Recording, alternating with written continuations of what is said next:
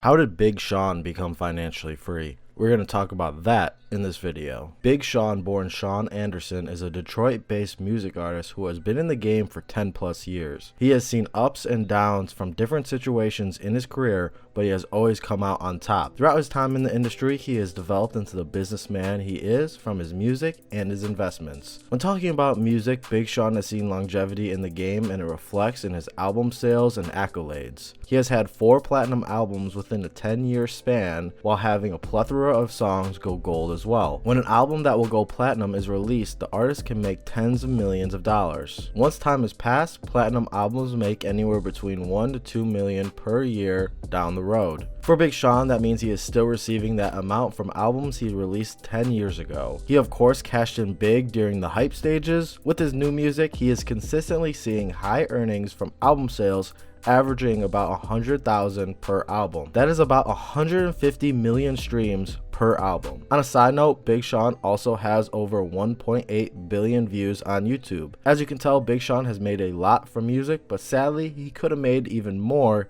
if he did not have label issues. Now let's talk about his label situation. He recently went independent in 2021 with his record label / media group FF to Def Entertainment. Now that he has gone the independent route, he has taken control of his masters to get that bigger check. During his 10 plus years in the music industry, he was signed to Good Music, which is amazing for his career, but not so amazing for him financially. He was notoriously underpaid and did not own a significant percentage of his music. It is great to see him step out of that situation and capitalize on what he has built. I do wish him success with his label FF to Def Entertainment. Talking about his investments, Big Sean has partnered with Ally Capital to create the Sean Anderson Foundation. The Sean Anderson Foundation is part venture capitalist firm and part entrepreneurial center. On the venture capitalist side, they are investing in startups that have high growth potential like any other venture capitalist firm. What sets them apart is the entrepreneurial center. This side focuses on guiding the youth into leadership positions and setting them up for success. This is where programs are held like mogul training to help push ownership more. This foundation is huge for Big Sean because of the unlimited potential on the traditional venture capitalist side, as well as guiding the youth to success. He also is invested in different companies outside of his venture capitalist firm. One company he is proud of is his investment with Ember. Ember is a heat company that started off with a heated mug product which transitioned into a medical company. Their technology keeps organs warm while needing to be transferred distances, which is a huge opportunity. No numbers can be found yet relating to this investment, but if executed correctly, this can bring Big Sean a huge return. Big Sean has gone on the record being diversified in the stock market. He sticks with blue chip stocks as he understands the growth potential there. Since his time investing, he has doubled his returns as mentioned on his Drink Champs episode. This adds up since many blue chip stocks have seen 100% plus returns in the past 4 years. Big Sean has also taken a part in the real estate game. He has bought multiple properties and flipped them for profit. A big example of this is when he bought the legendary guitarist Slash's mansion for $8 million back in 2018.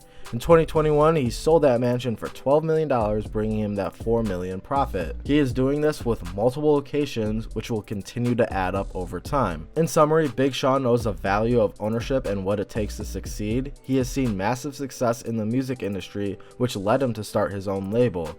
He understands the power of diversity, and it shows in his different investments to his venture capitalist firm, his personal investments, and also in real estate. He is trying to build something beyond him, which is fascinating to see. What can you take away from Big Sean? The takeaway is to invest in yourself. He has quoted that as the biggest takeaway from his career, so I'm going to use that as well. He invested in himself by going that independent route to see ownership, which he wasn't seeing before. He has invested into a foundation to be bigger than just a person. How can you take steps to invest in yourself? What ideas can you start acting on to turn them into real life? This all leads me to the question, what is next for Big Sean?